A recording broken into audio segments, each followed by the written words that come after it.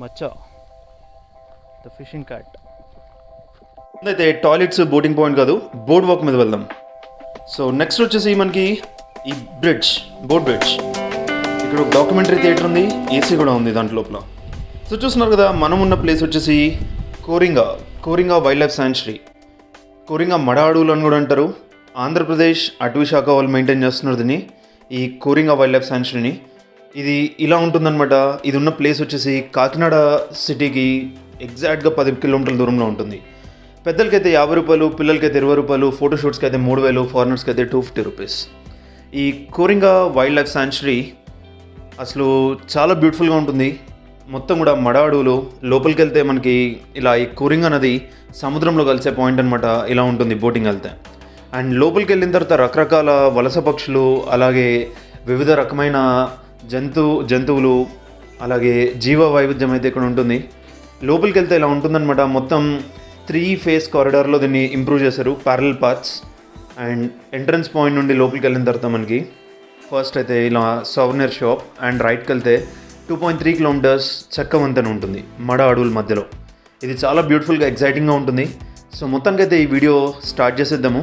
ఇంకా మీలో ఎవరైనా మన ఛానల్ సబ్స్క్రైబ్ చేయకుండా చూస్తుంటే సబ్స్క్రైబ్ చేయండి. ఫస్ట్ అయితే మనకి ఇక్కడ ఉన్నది కోరింగా నేచర్ షాప్. చిన్న సౌవెనీర్ షాప్ ఉంది, వచ్చిన టూరిస్టులకి గుర్తుగా తీసుకెళ్ళడానికి ఏమన్నా. సో దీని లోపలికి వెళ్తే మనకి ముఖ్యంగా చెక్క ఉత్పత్తులు, ఇటువంటి చెక్కతో తయారు చేసినటువంటి ఆర్టిఫాక్ట్స్ అయితే ఉన్నాయి. అలాగే మనకి జీసీసీ గిరిజనులు తయారు చేసినటువంటి ఈ అటవీ ఉత్పత్తులను అయితే అరకు నుండి తీసుకొని వచ్చి ఇక్కడ అమ్ముతున్నారు. తర్వాత వీళ్ళ దగ్గర ఉన్న ఒక అట్రాక్షన్ ఏంటి అంటే 8 కొప్పాక బొమ్మలు. ఇవి చెక్క బొమ్మలు, న్యాచురల్ కలర్స్ యూస్ చేసి తయారు చేస్తారనమాట. సో చిన్నపిల్లలు నోట్లో పెట్టుకున్నా కానీ వీటి వల్ల ఎటువంటి హామ్ అయితే ఉండదు ఆ ప్లాస్టిక్ టాయ్స్తో కంపేర్ చేసుకుంటే. తర్వాత ఇక్కడ తేనె కనిపిస్తుంది కదా, అరకు నుండి వచ్చింది. ఇది ప్యూర్గా గిరిజనులు సేకరించినటువంటిది. 410 రూపీస్ మాత్రమే కిలోకి. అండ్ ఇక్కడ షాంపూ ప్రోడక్ట్స్ కూడా ఉన్నాయి. అలాగే మనకి షీకాకాయ, కుంకుడుకాయ షాంపూ బేస్డ్ ప్రోడక్ట్స్ ఉన్నాయి. అండ్ ఇండియాలోనే best coffee Araku coffee, first rated. So ఇక్కడ గమనిస్తున్నారు కదా, ఈ మడ అడవు లోపలనే మనకి 178 సంవత్సరాలు పాతదైన లైట్ హౌస్ ఉంది. ఈ లైట్ హౌస్ బ్రిటిషర్స్ నిర్మించారు. తర్వాత ఒక తుఫాన్ వల్ల ఇదైతే డ్యామేజ్ అయిపోయి దీన్ని వదిలేయాల్సి వచ్చిందనమాట 1902 సంవత్సరంలో. సో ఇప్పుడైతే మొత్తానికి మనము స్టార్ట్ చేద్దాం మన Coringa wild life sanctuary exploration. రైట్కి వెళ్తే board walk and start point కూడా ఇదే. సో ఇక్కడ చూస్తున్నారు కదా, ఇక్కడ నుండి స్టార్ట్ అయిపోయింది మనకి ఈ బోర్డ్ వాక్. ఇదేంటంటే ఈ బోర్డ్ వాక్ అంటే ఏమీ లేదు, ఇక్కడ ఈ పాత్స్ని క్లియర్ చేయడానికి కొన్ని చెట్లను అయితే కొట్టవలసి వచ్చింది డెవలప్మెంట్ పర్పస్. సో ఇక్కడే వీళ్ళు చాలా ఇన్నోవేటివ్గా ఆలోచించారనమాట అటవీ శాఖ వాళ్ళు.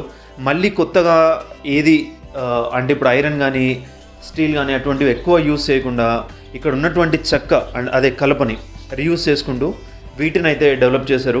కింద చూస్తున్నారు కదా గ్రానైట్ పిల్లర్స్, అవి దానిపైన కలప నుండి వచ్చినటువంటి బ్రిడ్జ్ తయారు చేశారు. సో దీంట్లో కొన్ని రూల్స్ అండ్ రెగ్యులేషన్స్ ఉన్నాయి. ఎవరు కానీ చెక్క వంతెన మీద పరిగెత్తకూడదు, అలాగే గుంపులుగా వెళ్ళకూడదు. కోతులు అయితే చాలానే ఉన్నాయి. సో కొద్దిగా జాగ్రత్తగా ఉండండి. 2016 సంవత్సరంలో దీన్ని అయితే నిర్మించారు, ఇనాగ్రేషన్ అయితే అయింది. సో అప్పటి నుండి ఇప్పటి వరకు ఇది ఆంధ్రప్రదేశ్లో పెద్ద సక్సెస్ అని చెప్పాలి. ఎందుకంటే నేను చాలా మ్యాంగ్రోవ్ ఫారెస్ట్కి వెళ్ళాను, ఎక్కడే కానీ ఇంత డెవలప్మెంట్ లేదు. మన శ్రీలంక సిరీస్లో కూడా నేను మ్యాంగ్రోవ్ ఫారెస్ట్ చూపించాను, స్పీడ్ బోట్ అంతా కూడా. అది అంత అట్రాక్టివ్ అయితే ఏం లేదు, కానీ ఒక ఇంటర్నేషనల్ డెస్టినేషన్తో సమానంగా దీన్ని తీర్చిదిద్దారు. కాకపోతే ఇవి అడవులు కాబట్టి ఇక్కడ కోతులు ఎక్కువగానే ఉన్నాయి. మనం దీన్ని తప్పుపట్టాల్సిన అవసరం లేదు, ఎందుకంటే మనము అడవిలోకి వచ్చాము, కోతులు మన ప్రదేశంలోకి అయితే రాలేదు. సో మీరైతే కొద్దిగా అడ్జస్ట్ చేసుకొని వెళ్ళాల్సిందే. అండ్ ప్లాస్టిక్ అయితే పూర్తిగా నిషేధించారు ఇక్కడ. మేమైతే మార్నింగ్, మాదే సెకండ్ టికెట్ అనమాట. సో క్రౌడ్ ఇంకా అప్పుడప్పుడే వస్తూ ఉన్నారు. మేము వెళ్ళింది వెనస్డే. ప్రతి మంగళవారం మెయింటెనెన్స్ కోసం సెలవు ఉంటుందన్నమాట. సో మంగళవారం వదిలేసి వారంలో మిగిలిన 6 రోజులు మీరు వెళ్ళొచ్చు ఇక్కడికి. చూస్తున్నారు కదా, ఇది ఒక వలస పక్షి. మొత్తం 12 రోజులు ఎగురుకుంటూ ఇక్కడ శీతల ప్రదేశంకి వచ్చింది ఇది, మిడిల్ ఈస్ట్ నుండి.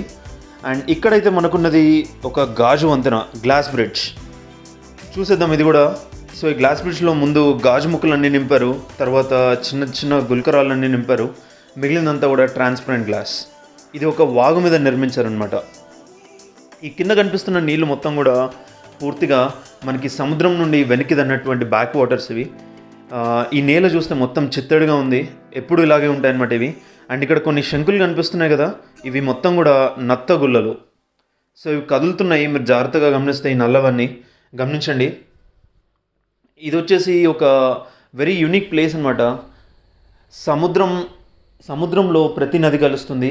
ఆ నదిలో ఉన్నటువంటి నీళ్లు తీయగా ఉంటాయి, తర్వాత ఇవి ఉప్పగా ఉంటాయి సముద్రం నీళ్ళు. సో ఇక్కడ చూస్తున్నారు కదా, ఇక్కడ వచ్చేసి మచ్చ ఈ కోరింగా వైల్డ్ లైఫ్ శాంచురీ యొక్క అఫీషియల్ మస్కట్ అనమాట. మస్కట్ అంటే లోగో. సో మన భారతదేశంలోనే ఎక్కువగా ఈ నీటి పిల్లులు అనేది ఉన్నటువంటి ప్రదేశం మన కోరింగా మాత్రమే. సో ఈ నీటి పిల్లులు ఇలా చేపల్ని వేటాడి ఆహారంగా తింటాయి. అత్యధిక పాపులేషన్ కలిగింది ఇక్కడే. అండ్ ఇక్కడ చూస్తున్నారు కదా, ఇక్కడ ఒక చిన్న తేనెటిగా కూడా ఉంది. సో వీటికి ఎటువంటి హాని చేయకండి, ఎందుకంటే మనం వాటి ప్రదేశంలోకి మన దగ్గరికి అయితే రాలేదు. సో మొత్తానికి అయితే మనం బోర్డ్ వాక్ అయితే స్టార్ట్ చేసేద్దాము. ఇలా బోర్డ్ వాక్ చాలా బ్యూటిఫుల్గా ఉంది. కాకపోతే అడవి దోమలు అయితే ఎక్కువగా ఉన్నాయి. మస్టో రెప్లెన్స్ అయితే ఖచ్చితంగా తెచ్చుకోండి మీరు. మాకైతే తెలియదు కనుక ఇక్కడికి వచ్చిన తర్వాత మేము చాలా ఇబ్బంది పడ్డాము ఈ మస్టోస్తో. దగ్గర ఒక 20-30 దోమలు గుర్తూనే ఉన్నాయి, అడవి దోమలు. సో చాలా జాగ్రత్తగా ఉండాలి. అండ్ నేల కనుక గమనిస్తే ఇది మొత్తం కూడా చిత్తడి నేల.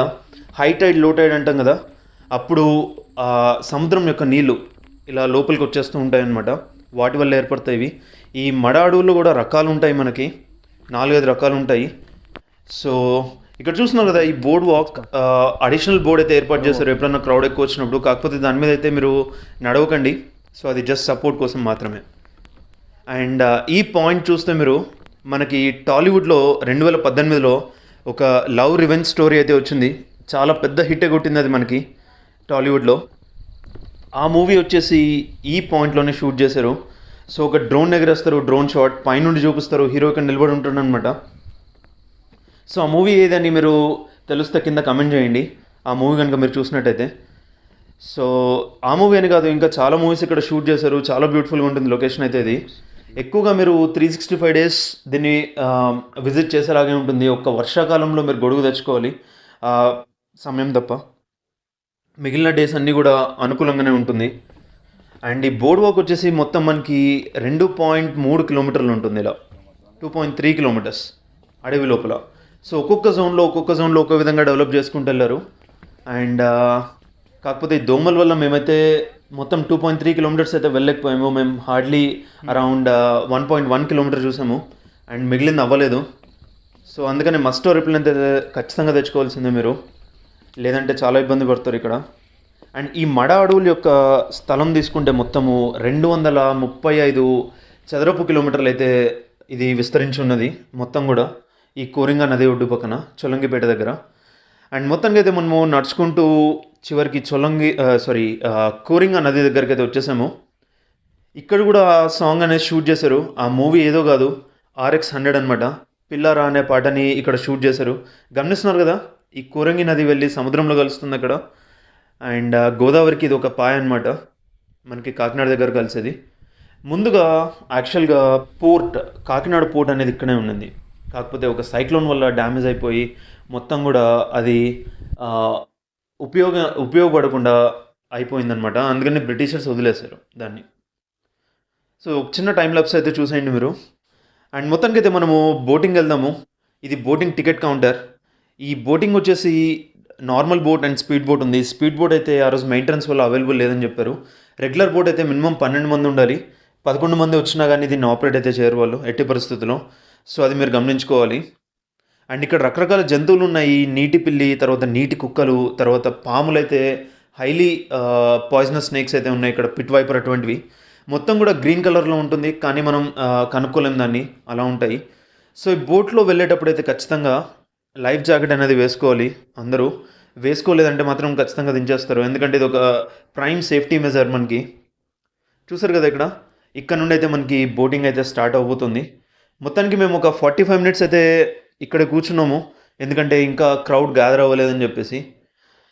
సో ఎలాగోలా 45 minutes తర్వాత మొత్తం క్రౌడ్ వచ్చారు. అయితే ఇక్కడ ఈ ఫారెస్ట్ వాళ్ళు, డిపార్ట్మెంట్ వాళ్ళు అయితే వెళ్తున్నారు, ఏదో ఒక పాయింట్ని చెక్ చేసుకొని రావాలంట. అందుకని చెప్పేసి వాళ్ళకి మాత్రం స్పీడ్ బోట్ ఇచ్చారు. వాళ్ళందరూ ఇలా స్పీడ్ బోట్లో వెళ్తున్నారు.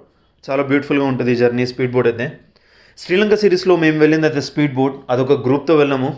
నేను పైన కార్డ్స్లో మీకు ఇస్తాను అది లింక్, చూసేయండి. ఇంకా శ్రీలంక సిరీస్ చూడలేదు అంటే మాత్రం తప్పకుండా ఫాలో అవ్వండి, అది కూడా చాలా ఎక్సలెంట్గా ఉంటుంది సిరీస్ అంతా కూడా. అండ్ ఇంకా మన ఛానల్ని సబ్స్క్రైబ్ చేసుకోకుండా చూస్తుంటే తప్పకుండా సబ్స్క్రైబ్ చేసుకొని కింద కామెంట్ సెక్షన్లో అయితే మీకు ఎలా అనిపించింది, లేదా ఇంకా ఏదైనా కొత్త ప్రదేశానికి వెళ్ళాలి అనుకునే పాటైతే తప్పకుండా కింద కామెంట్ చేయండి. మనం ఆ ప్లేసెస్ని ఎక్స్ప్లోర్ చేద్దాము. ఎక్కువగా మన ఛానల్ వచ్చేసి లీస్ట్ ఎక్స్ప్లోర్డ్ డెస్టినేషన్స్కి ప్రిఫరెన్స్ వస్తుంది. అంటే చాలా తక్కువ మందికి తెలిసి ఉంటుంది, లేదా మంచి ప్లేస్ అయ్యుండి కూడా ఇంకా అది ఎక్కువగా టూరిజంగా డెవలప్ అవ్వట్లేదు. అటువంటి ప్రదేశాలని మనం ప్రిఫరెన్స్ ఇచ్చి విజిట్ చేస్తాము. సో అటువంటి ప్రదేశాలు ఏమైనా ఉన్నాయి, మీకు తెలిసిన ఉన్నాయంటే కింద కామెంట్లో తెలపండి. మొత్తానికి అయితే మన బోట్ అయితే స్టార్ట్ అవబోతుంది. ఇప్పుడే లంగర్ అయితే తీశారు. సో ఇప్పుడు ఈ జర్నీ అంతా కూడా ఒక 20 మినిట్స్ ఉంటుంది. పర్ హెడ్ అయితే 100 రూపాయలు ఛార్జ్ చేశారు మనకి ఈ 20 మినిట్స్ రైడ్కి. సో మొత్తానికి అయితే మన బోట్ స్టార్ట్ అయిపోయింది. అక్కడ చూస్తున్నారు కదా ఒక ఆర్చ్ మాదిరిగా లోపల ఏదో ఒక చిన్న గుడి ఉండిందంట. అయితే ఆ గట్టున ఉన్నటువంటి మడ అడవులకి మనకి అలవలేదు. సో స్టార్టింగ్లో నేను చెప్పాను కదా ఒక పాడుబడ్డ లైట్ హౌస్ ఉండింది 1902 సంవత్సరం వరకు అని. మనకి అవతల గట్టుకు వెళ్ళి మళ్ళీ ఒక చిన్న నది పాయ వస్తుంది, అది దాటుకుని అవతలకి వెళ్తే అక్కడ ఉంటుందన్నమాట. చాలా బ్యూటిఫుల్గా ఉంటుంది అది, కానీ డ్రోన్ లేదు మనకి చూపిద్దామంటే. సో ఇప్పుడు చూడండి, ఈ RX-100 సినిమాలో కూడా మన హీరో ఇదే పాయింట్లో వెళ్తూ ఉంటాడు బోట్ నోస్ మీద పడుకొని. అండ్ అక్కడ దూరంగా కనిపిస్తున్నది మనకి సీ మౌత్ అంటాం. సీ మౌత్ అంటే ఒక నది వెళ్ళి సముద్రంలో జాయిన్ అయ్యే పాయింట్ని సీ మౌత్ అంటాం. దీన్ని ఈస్టరీ పాయింట్ అని కూడా అంటారు. సో ఇటువంటిదే సేమ్ మనం శ్రీలంక సిరీస్లో కూడా చూపించాము అక్కడ. సో అది కూడా చూసేయండి. ఆ నది పేరు వచ్చేసి మధుగంగ, ఇక్కడ వచ్చేసి కోరంగి. మధుగంగ చాలా చిన్నది, కానీ ఈ కోరంగి నది గోదావరి నదిలో ఒక మేజర్ పాయ్ అనమాట. ఇక్కడ కాకినాడ దగ్గరకు వచ్చి కలుస్తుంది. ఓవరాల్గా ఇక్కడ చూసుకుంటే మనము 130 వలస పక్షులు అనేవి వస్తాయి టోటల్గా మనకి. ఈ పక్షులన్నీ కూడా మనకి Europe countries, middle east countries నుండి, ఎక్కువ సైబీరియా, చల్లటి ప్రదేశాల నుండి అక్కడ ఎండాకాలం వచ్చినప్పుడు ఒక 13 రోజులు, 14 రోజులు, 21 రోజులు ఎగురుకుంటూ ఇవన్నీ కూడా మన ఇండియాకు వస్తాయన్నమాట. వాటికి సరైన ఆవాస ప్రదేశం అంటే ఈ మడ అడవులే. సముద్రం ఒడ్డున వాటికి తిండికి ఇబ్బంది ఉండదు, ముఖ్యంగా చేపలు ఎక్కువగా దొరుకుతాయి. అండ్ తర్వాత ఈ తియ్యటి నీళ్ళు, ఉప్పు నీళ్ళు కలిసే పాయింట్లో కూడా మనకి చేపలు అనేవి బాగా ఎక్కువగా దొరుకుతూ ఉంటాయి. చూస్తున్నారు కదా ఇక్కడ ఒక పడవ అయితే జాలర్లు సముద్రంలోకి చేపల వేటకు వెళ్ళి చేపల్ని తీసుకొని వస్తున్నారు. సో ఇక్కడ లోపల కొద్దిగా వీళ్ళవి విలేజెస్ ఉన్నాయంట, వాళ్ళకు మాత్రమే అలౌడ్. ఆ పడవలు అయితే ఎవరు టూరిస్టులు అయితే చేయరు. సో మీరు వెళ్ళాలి అనుకుంటే మాత్రం ఖచ్చితంగా ఇలా టికెట్ తీసుకొని ఇక్కడ అటవీ శాఖ వాళ్ళ బోట్లలో మాత్రం వెళ్ళాలి ఆథరైజ్గా. అండ్ గమనిస్తున్నాం కదా మనం ఆల్మోస్ట్ వచ్చేసాం ఇంకా ఇక్కడ సముద్రం అంచు వరకు. ఇది చాలా బ్యూటిఫుల్గా ఉంటుంది. మనమైతే డౌన్ స్ట్రీమ్ వెళ్తున్నాము, గాలి దిశగానే వెళ్తున్నాం మనము. అండ్ ఇక్కడ దూరంగా అయితే మనకి నీటి కుక్కలు అయితే కనిపించాయి, కానీ మన రికార్డింగ్లో అయితే జూమ్ చేసే లోపు ఈ పడవ శబ్దానికి అయితే వెళ్ళిపోయాయి. సో నీటి కుక్కలు, తర్వాత బావి పిల్లులు, ఆ రెండు అయితే మనకి ఇక్కడ గమనించవచ్చు. పాములు అయితే ఇప్పటివరకు కనపడలేదు, కానీ ఇక్కడ ఈ టికెట్ కౌంటర్లో ఇచ్చే వాళ్ళు అయితే మాత్రం ఖచ్చితంగా పాములు ఉంటాయి ఇక్కడ అని చెప్పారు. రాత్రిపూట ఎక్కువగా కనిపిస్తూ ఉంటాయని. అండ్ గమనించండి, ఇక్కడ మనము ఉన్న పడవకి ఇది లంగర్ వేయడానికి యూజ్ చేసేది అది. అండ్ నీళ్ళు మొత్తం కూడా ఎగ్జాక్ట్గా ఇదే పాయింట్లో సముద్రము నది కలిసిపోయింది ఇప్పుడు. సో కొద్దిగా అలలు తాకిడి కూడా కొద్దిగా ఎక్కువగానే ఉంటుంది ఇటువంటి హిస్టరీ పాయింట్స్లో. అండ్ మొత్తానికి మన బోట్ని అయితే ఇక్కడ నుండి రివర్స్ చేసుకొని మనము వెనక్కి వెళ్ళిపోతున్నాము. సో యూటర్న్ అయితే చేసుకున్నారు బోట్. సముద్రంలోకి అయితే అలవలేదు. ఈ పాయింట్ నుండి సముద్రంలోకి ఇంకా ముందరికి వెళ్తే మనకు వచ్చేది నెక్స్ట్ వచ్చేసి హోప్ ఐలాండ్ అనమాట. ఈ హోప్ ఐలాండ్ అనేది ఒక ఆనకట్ట కట్టడం వల్ల ఏర్పడినటువంటి ఐలాండ్ ఇది. సో ఇక్కడ కొంతమంది జాలర్లు నివసిస్తున్నారు, కొన్ని ఇల్లులు కూడా ఉన్నాయి అక్కడ. అండ్ ఈ హోప్ ఐలాండ్ వెళ్ళాలి అంటే అప్రాక్సిమేట్ ఒక 1 hour ఏమో జర్నీ ఉంటుందని చెప్పారు. అది పోర్ట్ ఏరియా నుండి వెళ్ళాల్సి ఉంటుంది అన్నారు, కానీ మనకు అంత టైం అయితే లేదు. అందుకని చెప్పేసి మనము ఇక్కడ ఈ రైడ్ మాత్రమే తీసుకున్నాము. సో చూస్తున్నారు కదా, ఇవన్నీ కూడా సైబీరియన్ వలస పక్షులు అనమాట, కొంగలివి. రకరకాలు ఉన్నాయి, దగ్గర 130 రకాలు మొత్తం ఉన్నాయని చెప్పారు ఇక్కడ. చూస్తున్నారు కదా, అది చేపలు నిలబట్టుకుంటుందని. అండ్ ఈ గట్టు నుండి అవతలకి వెళ్తే మాత్రం టోటల్గా అన్డెవలప్డ్ పోర్షన్ అది. అండ్ అక్కడ ఒక బ్లూ కలర్ పక్షిని చూసారా, ఆ పక్షి ఏదో మీకు తెలిస్తే కింద కమెంట్ చేయండి.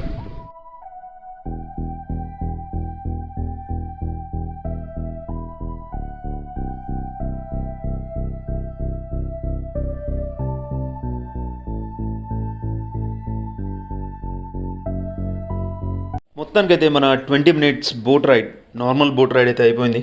ఇంకా దిగేసి ఇంకా మనం ఎక్స్ప్లోర్ చేయాల్సినటువంటి చాలానే ఉన్నాయి. ఇక్కడితో వీడియో అయిపోలేదు, చూడండి.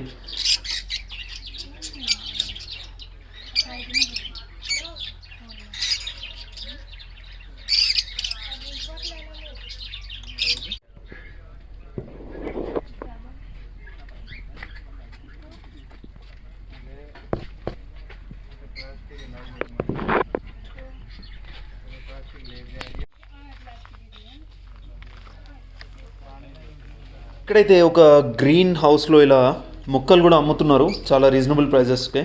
Just 20 rupees, 50 rupees, 80 rupees, 100 rupees అన్నట్టు రకరకాల మొక్కలు అయితే ఉన్నాయి. మీరు కావాలనుకుంటే ఇక్కడ కొనొచ్చు కూడా. ఇవి మొత్తం కూడా అటవీ శాఖ వాళ్ళు పెంచి బాగా డెవలప్ చేసి మీకు ఇస్తున్నారు కాబట్టి మీకు బాగానే బతుకుతాయి ఇవి, ప్రాబ్లం ఏమి ఉండదు. బయటకు వచ్చిన తర్వాత ఇక్కడ చూస్తే పిల్లల కోసం ఇక్కడ అంతా కూడా గేమింగ్ జోన్ ఉంది. చూస్తున్నారు కదా, రకరకాల యాక్టివిటీస్ ఉన్నాయి. అండ్ ఆక్వా వరల్డ్ అని కూడా ఉంది. ఇక్కడ కొన్ని చేపలను అయితే వీళ్ళు ప్రదర్శించారు. ఇక్కడ లోకల్ ఈ కోరింగ నదిలో దొరుకుతున్నటువంటి చేపలు అంటే ఇవి, వాటిని ఇక్కడ ఇలా ప్రదర్శనకు ఉంచారు ఈ అక్వేరియంస్లో. అండ్ బాగానే ఉంది ఇది కూడా.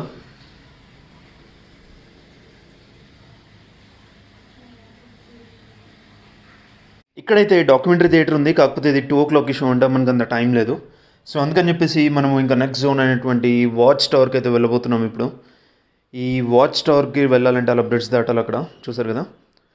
అండ్ ఈ వాచ్ టవర్ మొత్తం కూడా దగ్గర దగ్గర 5 floors అయితే పైన ఉంది. ఈ వాచ్ టవర్కి అయితే ఇలా నారో స్టెప్స్ అయితే ఉన్నాయి, మొత్తం ఇలా ఎక్కుకుంటూ వెళ్ళాలి. ఆప్షన్ లేదు, లిఫ్ట్ ఆప్షన్ అయితే లేదు. కానీ పైకి వెళ్ళిన తర్వాత వ్యూస్ మాత్రం చాలా బ్యూటిఫుల్గా ఉన్నాయి. ఇది ఇంకా జస్ట్ 3rd floor మాత్రమే. మనం ఇంకా పైన స్టైర్ కేస్ ఇంకా 2 floors ఉంది. ఇలా మెటల్ స్టైర్ కేస్ కూడా ఎక్కి వెళ్ళాలి. అండ్ 235 చదరపు కిలోమీటర్ల విస్తీర్ణంలో ఈ మడ అడవులు అనేవి ఉన్నాయి. కాకినాడ తీరాన్ని కోతకి గురి కాకుండా కాపాడుతాయన్నమాట ఈ మడ అడవులు అనేవి. ఈ మడ అడవులు కనుక డ్యామేజ్ అయ్యాయి అంటే మనకి భూమి మొత్తం కోతకు గురై తుఫాన్ల టైంలో చాలా ఇబ్బంది పడుతుంది, అసలు ల్యాండ్ అనేది లేకుండా చేస్తుంది. కాబట్టి ఆ అలల్ని తాకిడి తగ్గించడానికి ఈ మడ అడవులు అనేవి ఒక న్యాచురల్గా ఫామ్ అయినటువంటి మంచి ఇదన్నమాట మనకి. సో ఇలా ఉంటుంది బయట. అండ్ మనం స్టార్టింగ్లో చూసినట్టుగా అనుకుంటే ఇక్కడ స్పాట్ టైల్డ్ పిట్ వైపర్ అనేది ఒక చాలా హైలీ వెనమస్ స్నేక్ అనమాట. దాన్ని తెలుగులో మడ పాము అంటారంట. ఇలా పూర్తిగా గ్రీన్ కలర్లో ఉండిపోతుంది అది. అండ్ ఇక్కడ చూస్తే మీరు రకరకాల ఇక్కడ క్రాబ్స్ అండ్ ఇక్కడ చూడొచ్చు. అండ్ తర్వాత ఇక్కడ ఉన్నటువంటి చెట్ల జాతులు మొత్తం ఇవన్నీ కూడా. అండ్ ఇక్కడ ఈ మడ అడవులు ఉన్నటువంటి నీటి పిల్లి ఆర్ బావి పిల్లి ఎందుకు ఇంపార్టెంట్, ఇది మనం కాపాడుకోవడం ఎందుకు ఇంపార్టెంట్ అనేది ఇక్కడ పూర్తిగా కూడా ఎక్స్ప్లెయిన్ చేస్తున్నారు మనకి టోటల్గా. ఇందాక చెప్పినట్టుగా ఎరోజన్ అంటే కోతకు గురి కాకుండా. తర్వాత ఈ మడ అడవుల్లో దొరికేటువంటి చెట్ల నుండి కొన్ని రోగాలు కూడా ట్రీట్ చేయొచ్చంట. అండ్ ఎక్కువగా తేనెటీగలను అట్రాక్ట్ చేస్తాయి ఇవి. అండ్ మనం అనుకున్నట్టుగా 130 రకాల పక్షులు, నేటివ్ అండ్ వలస పక్షులు. అండ్ ఇక్కడ చూస్తే ఆ నీటి పిల్లి ఫిషింగ్ క్యాట్ ఇలా ఉంటుంది, అదే మచ్చ ఇలా ఉంటుందన్నమాట. అండ్ తర్వాత ఇవి ఊటర్స్ అంటే నీటి కుక్కలు ఇవి. తర్వాత జాకెల్ కూడా ఉందంట. అండ్ మకావ్ అంటే కోతులు, ఒక రకమైన జాతి కోతులు ఇవి. తర్వాత జాకెల్స్, ఇవి పక్షులు కొన్ని. సో అన్నీ అయితే డిస్ప్లే చేయలేకపోయారు, ఇక్కడ మ్యాక్సిమం చూపించరు. ఈ వీడియోని అందరూ తప్పకుండా లైక్ చేసి షేర్ చేసి సబ్స్క్రైబ్ కూడా చేసుకోండి.